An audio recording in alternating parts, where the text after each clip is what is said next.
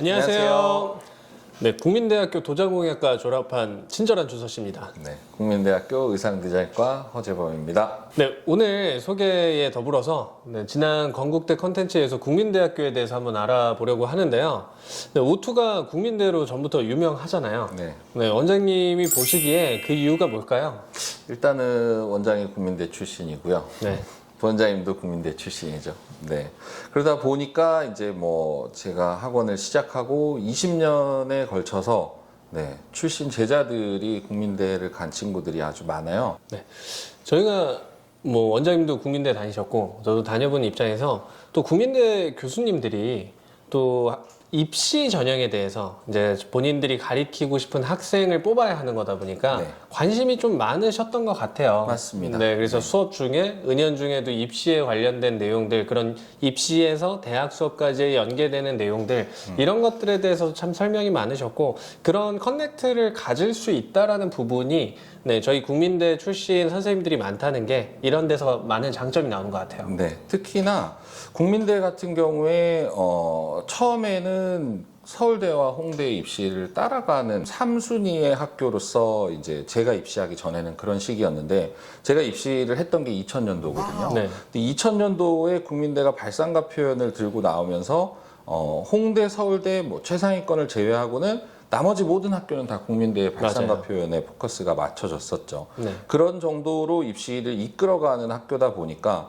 중간에 그 발상가 표현 안에 수많은 연구를 넣다 보니 상상력과 발상력을 추구하는 입시와 그리고 어떤 소재를 이용해서 뭔가를 새로 만들어내야 되는 사고를 중시하는 어떤 입시의 유형들이 섞여 있었는데 그 중에서 사고의 전환이라는 어떤 한 부분을 홍대에서 이제 가지고 나가면서 그게 계속 이어지게 됐었죠. 네, 현재까지 계속 입시가 조금씩 바뀌어오고 있잖아요. 네, 맞습니다. 네, 이 바뀌어오는 입시에서 지금 국민대가 가지고 있는 유형은 좀 어떻게 설명할 수 있을까요? 아이디어와 어떤 상상력, 발상력, 사고력 이런 쪽으로 치우치다 보니까 디자인의 어떤 기본기를 못 배우고 들어온다라는 생각을 건대 교수님들이 많이 하셨죠. 그래서 기초 디자인이라는 실기를 중위권 학교들이 다 따라가다 보니까 이제 국민대 같은 경우는 입시를 이 트렌드를 읽고 변화를 할 수밖에 없었어요. 그래서 기초 디자인을 하던 친구들도 충분히 입시를 할 수 있게 그리고 너무 발상과 사고 위주의 어떤 생각 쪽보다는 조금의 조형을 더 봐야 되겠다.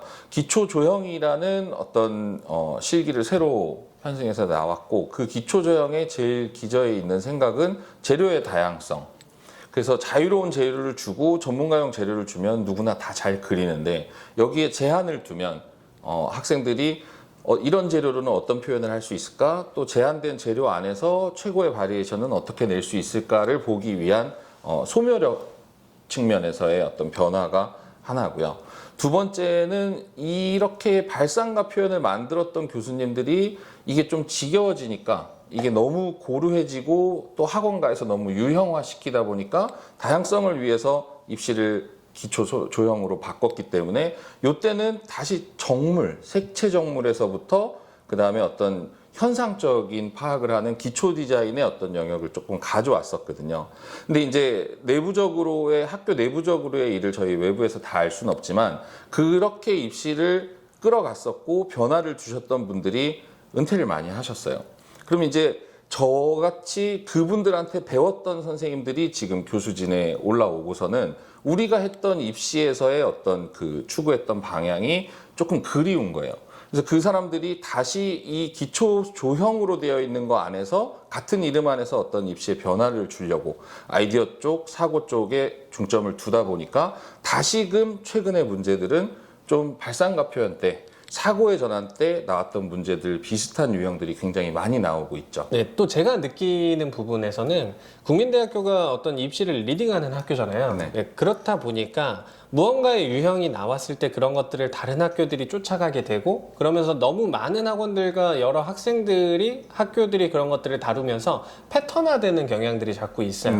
네, 그래서 시험장에서 보여지는 그림들이 좋은 평가를 받는 쪽으로만 흘러가게 되고 그런 부분에서 결국에 좀 고루해지는 부분들이 있는데 국민대라는 학교가 이런 고루해질 수 있는 그런 입시에 자꾸 변화를 주면서 조금 더 입시에 생동감을 주지 않나 그렇게 생각이 들어요. 네, 좀 새로운 패러다임을 계속 제시해야 된다는 어떤 역할상의 그런 생각들이 교수님들이 있으시죠. 네, 원장님 국민대와 좀 다른 실기라 그러면 저희가 보통 기초 디자인을 꼽잖아요. 네, 일반적인 기초 디자인. 네, 근데 사실 그것도 뭐 비슷하다라고 하면 할 수도 있는 건데, 네. 네, 그럼 더 비슷하고 닮아 있고 학생들이 같이 준비하기에 네. 네, 좋은 학교들이 어디 있을까요?